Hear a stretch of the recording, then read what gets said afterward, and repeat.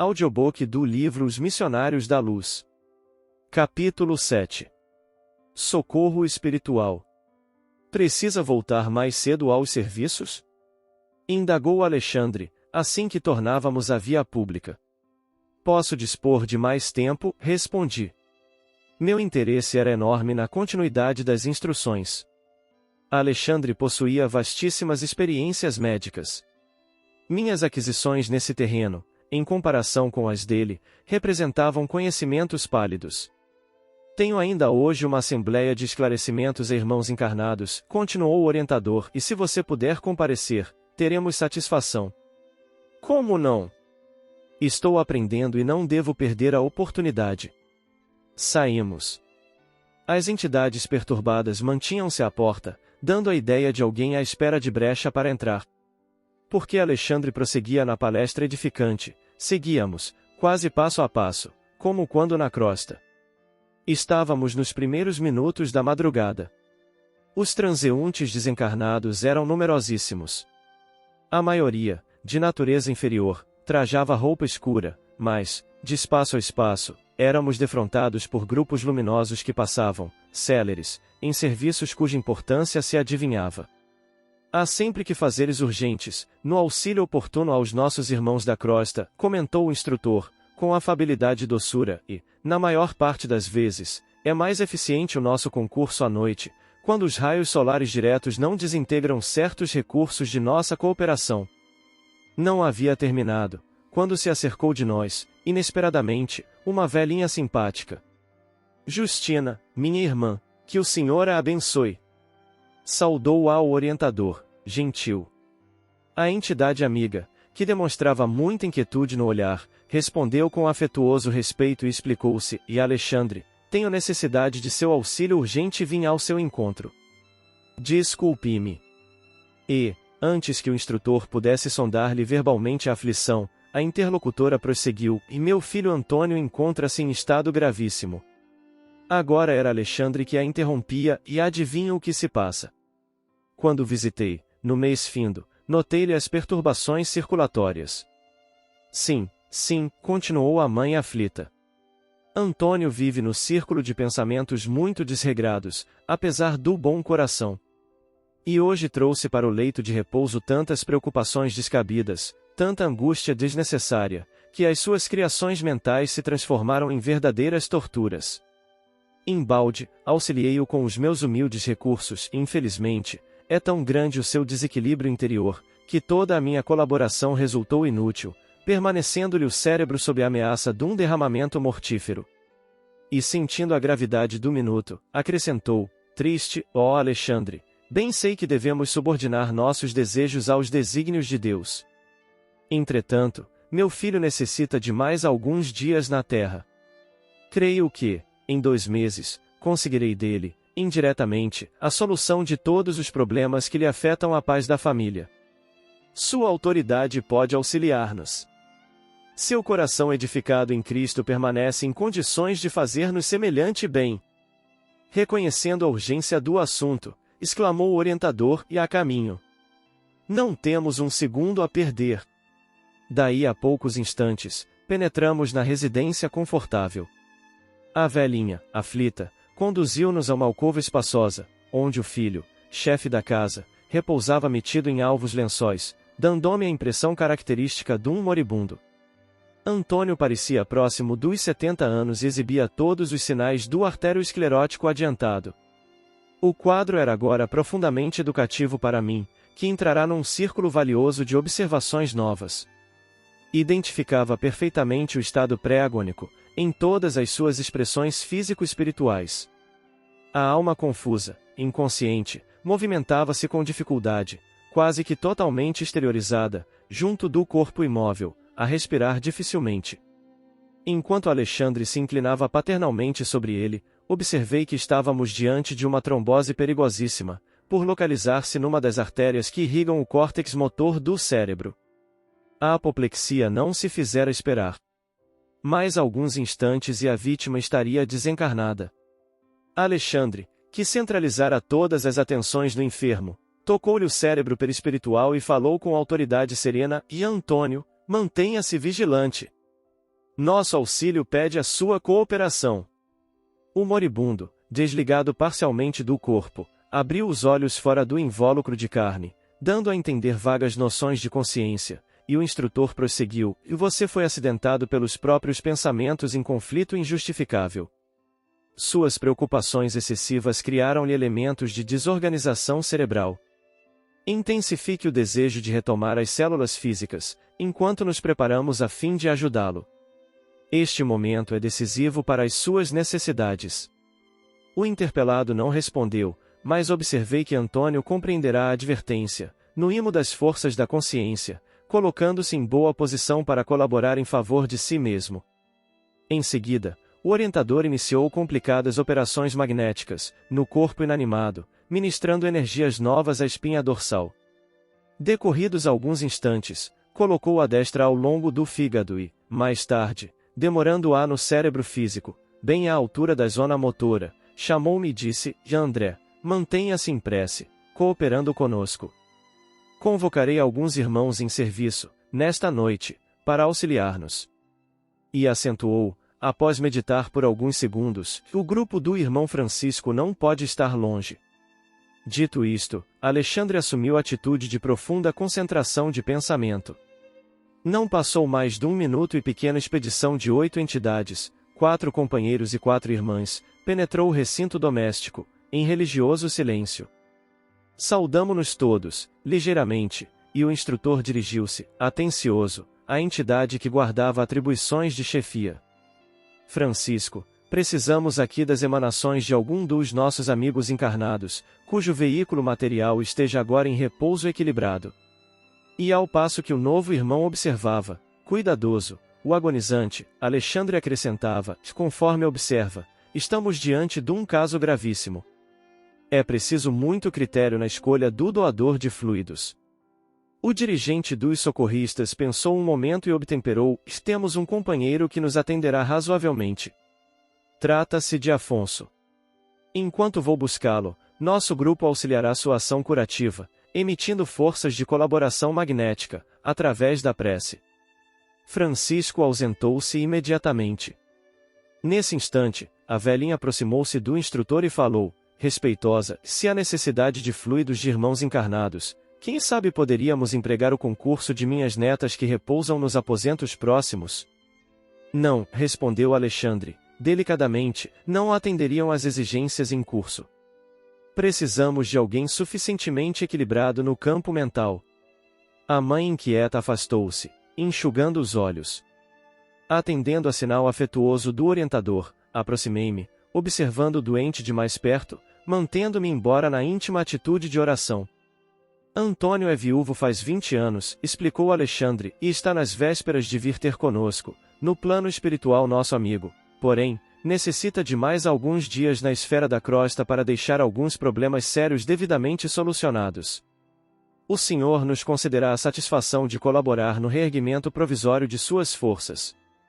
E fosse porque me detinha a observar o grupo de entidades que oravam, silenciosas, ou em razão de pretender beneficiar-me com novos ensinamentos, o instrutor esclareceu: temos aqui o grupo do irmão Francisco. Trata-se de uma das inumeráveis turmas de serviço que nos prestam cooperação. Muitos companheiros consagram-se aos trabalhos dessa natureza, mormente à noite, quando as nossas atividades de auxílio podem ser mais intensas. Verdadeiro mundo de interrogações assomava-me ao cérebro, a fim de solucionar as questões do momento, contudo, compreendendo a gravidade dos minutos, em face da tarefa para a qual fôramos chamados, resolvi silenciar. Não decorreu muito tempo e Francisco voltava seguido de alguém. Tratava-se do companheiro encarnado a que Alexandre se referira. Não houve oportunidade para saudações. O orientador, tomando-lhe a destra, conduziu-o imediatamente à cabeceira do moribundo, dizendo-lhe com autoridade afetuosa: e Afonso, não temos um segundo a perder. Coloque ambas as mãos na fronte do enfermo e conserve-se em oração. O interpelado não pestanejou. Dando-me a impressão de um veterano em semelhantes serviços de assistência, parecia sumamente despreocupado de todos nós, fixando-se tão somente na obrigação a cumprir. Foi então que vi Alexandre funcionar como verdadeiro magnetizador. recordando meus antigos trabalhos médicos nos casos extremos de transfusão de sangue, via-lhe perfeitamente o esforço de transferir vigorosos fluidos de Afonso para o organismo de Antônio, já moribundo. Na qualidade de discípulo, acentuando minhas faculdades de análise, junto de preciosa lição, observei que o semblante do enfermo transformava-se gradualmente. À medida que o instrutor movimentava as mãos sobre o cérebro de Antônio, este revelava sinais crescentes de melhoras. Verificava, sob forte assombro, que a sua forma perispiritual reunia-se devagarzinho à forma física, integrando-se, harmoniosamente, uma com a outra, como se estivessem, de novo, em processo de reajustamento, célula por célula. Depois de um quarto de hora, segundo meu cálculo de tempo, estava finda a laboriosa intervenção magnética e Alexandre, chamando a velhinha, acentuou, e Justina, o coágulo acaba de ser reabsorvido e conseguimos socorrer a artéria com os nossos recursos, mas Antônio terá, no máximo, 5 meses a mais, de permanência na Terra. Se você pleiteou o auxílio de agora para ajudá-lo a resolver negócios urgentes, não perca as oportunidades, porque os reparos deste instante não perdurarão por mais de 150 dias. E não se esqueça de preveni-lo, pelos processos intuitivos ao nosso alcance, quanto ao cuidado que deverá manter consigo mesmo no terreno das preocupações excessivas, mormente à noite, quando ocorrem os fenômenos desastrosos mais sérios de circulação, em vista da invigilância de muitas pessoas que se valem das horas sagradas do repouso físico para a criação de fantasmas cruéis, no campo vivo do pensamento. Se o nosso amigo despreocupar-se da autocorrigenda, talvez desencarne antes dos 5 meses. Toda a cautela é indispensável. A genitora agradeceu, comovida, em lágrimas de contentamento. Alexandre recomendou ao socorrista encarnado que retirasse as mãos de sobre a fronte do enfermo e vi, então, o inesperado. O doente grave, reintegrado nas funções orgânicas, com a harmonia possível, abriu os olhos físicos, como se estivesse profundamente embriagado, e começou a gritar estentoricamente: socorro! Socorro! Acudam-me por amor de Deus! Eu morro, eu morro! Algumas jovens acorreram, espantadas e trêmulas, em roupas brancas, percebendo-se que as filhas carinhosas e sensíveis vinham atender ao pai ansioso. Papai! Papai! Exclamavam, lacrimosas: que foi isto? Estou morrendo! Clamava o enfermo, em voz pungente: chamem o médico! Depressa! Mas que sente, papai? Perguntou uma delas, em pranto convulso. Sinto-me morrer, tenho a cabeça tonta, incapaz de raciocinar. Grande era a azáfama dos encarnados que passavam por nós em bula indescritível, atropelando-se uns aos outros, sem o mais leve traço de consciência a respeito da nossa presença ali. Alexandre solicitou ao irmão Francisco fornecesse instruções a Afonso para que este regressasse ao lar e, depois da providência, dispôs-se a retirar e disse-me sorrindo, diante da estranheza que a atitude alarmante das moças me causava, e geralmente, quando os nossos amigos encarnados gritam, chorosos, por socorro, nosso serviço de assistência já se encontra completo. Partamos. O doente, semilúcido, prosseguia inquieto, enquanto o telefone tilintava, cooperando para a imediata visita do médico. A velhinha despediu-se de nós, comovedoramente, permanecendo junto do enfermo, velando, devotada e humilde. Na via pública, pedi ao instrutor me pusesse em contato mais íntimo com o irmão Francisco, que nos acompanhava, solícito. Alexandre, afável como sempre, atendeu-me aos desejos. Nossa pequena expedição, esclareceu o chefe do agrupamento, depois de trocar comigo palavras muito cordiais, é uma das inumeráveis turmas de socorro que colaboram nos círculos da crosta. Somos milhares de servidores, nessas condições, ligados a diversas regiões espirituais mais elevadas. Seu núcleo, perguntei, procede de nossa colônia? Sim. E temos nossas atividades entrelaçadas com as tarefas de vários instrutores de nosso lar. E há tarefas especializadas para cada grupo dessa natureza? Perfeitamente. O nosso, por exemplo, acentuou Francisco, gentil, destina-se ao reconforto de doentes graves e agonizantes. De modo geral, as condições de luta para os enfermos são mais difíceis à noite. Os raios solares, nas horas diurnas, destroem grande parte das criações mentais inferiores dos doentes em estado melindroso, não acontecendo o mesmo à noite, quando o magnetismo lunar favorece as criações de qualquer espécie, boas ou más. Em vista disso, o nosso esforço há de ser vigilante. Quase ninguém no círculo de nossos irmãos encarnados conhece a extensão de nossas tarefas de socorro. Permanecem eles num campo de vibrações muito diferentes das nossas e não podem aprender ou discriminar nosso auxílio. Isto, porém, não importa. Outros benfeitores, muito mais elevados que aqueles dos quais podemos guardar conhecimento direto, velam por nós e inspiram-nos, devotadamente, no campo das obrigações comuns, sem que vejamos a sua forma de expressão nos trabalhos referentes aos divinos desígnios. E talvez porque eu sorrisse, admirando-lhe o ideal de renúncia serena e santificante, o interlocutor também sorriu e acrescentou: e sim, meu amigo, reclamar compreensão em resultado de criaturas e situações, ainda incapacitadas para nos dar, constitui exigência mais cruel que a solicitação de recompensas imediatas. Era bem a verdade convincente. Mantinha-se o irmão Francisco dentro da lógica mais elevada. Os que auxiliam alguém, interessados no reconhecimento ou na compensação, quase sempre permanecem de olhos cerrados para o concurso divino e invisível que de mais alto recebem. Exigem que outros lhes identifiquem a posição de benfeitores, mas nunca se recordam de que amigos sábios e desvelados lhes oferecem a melhor cooperação de planos superiores, sem deles reclamarem a mínima nota de gratidão pessoal. São muitos os irmãos afins, continuou o meu interlocutor, interrompendo-me as reflexões íntimas, que se reúnem, depois da morte do corpo, em tarefas de amparo fraternal, quando já alcançaram os primeiros degraus da escada de purificação. Do que me é possível ajuizar, semelhantes trabalhos são dos mais eficientes e dignos em favor dos homens. Raramente os companheiros encarnados, quando em excelentes condições de saúde física, podem compreender as aflições dos enfermos em posição desesperadora ou dos moribundos prestes a partir. Nós outros, porém, no quadro de realidades mais fortes, sabemos que, muitas vezes, é possível efetuar realizações deveras sublimes, de natureza espiritual, em poucos dias, nessas circunstâncias, depois de largos anos de atividades inúteis. No leito da morte, as criaturas são mais humanas e mais dóceis.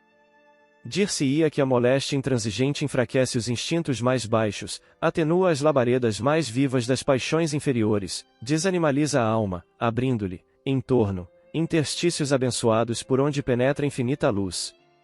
E a dor vai derrubando as pesadas muralhas da indiferença, do egoísmo cristalizado e do amor próprio excessivo. Então, é possível o grande entendimento. Lições admiráveis felicitam a criatura que, palidamente embora, percebe a grandeza da herança divina. Acentua-se-lhe o heroísmo e gravam-se-lhe no coração, para sempre, mensagens vivas de amor e sabedoria.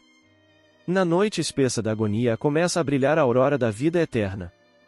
E aos seus clarões indistintos, nossos princípios são facilmente aceitos, a sensibilidade demonstra características sublimes e a luz imortal lança fontes de infinito poder nos recessos do espírito. O interlocutor fez longa pausa e rematou, e desse modo, conseguimos efetuar um serviço de assistência eficaz, carreando novos valores no campo da fraternidade e do bem legítimo. Nunca observou a paciência inesperada de doentes graves, a calma de certos enfermos incuráveis e a suprema conformação da maioria dos moribundos? Muitas vezes, semelhantes edificações, incompreensíveis para os encarnados que os cercam, constituem o fruto do esforço de nossos grupos itinerantes de socorro. Francisco enunciara sublimes verdades. De fato, a serenidade dos enfermos em condição desesperadora e a resignação inexplicável dos agonizantes, absolutamente distanciados da fé religiosa, não poderiam guardar outra origem. A bondade divina é infinita e, em todos os lugares, há sempre generosas manifestações da providência paternal de Deus, confortando os tristes, acalmando os desesperados, socorrendo os ignorantes e abençoando os infelizes. Fim do capítulo. Obrigado por assistir.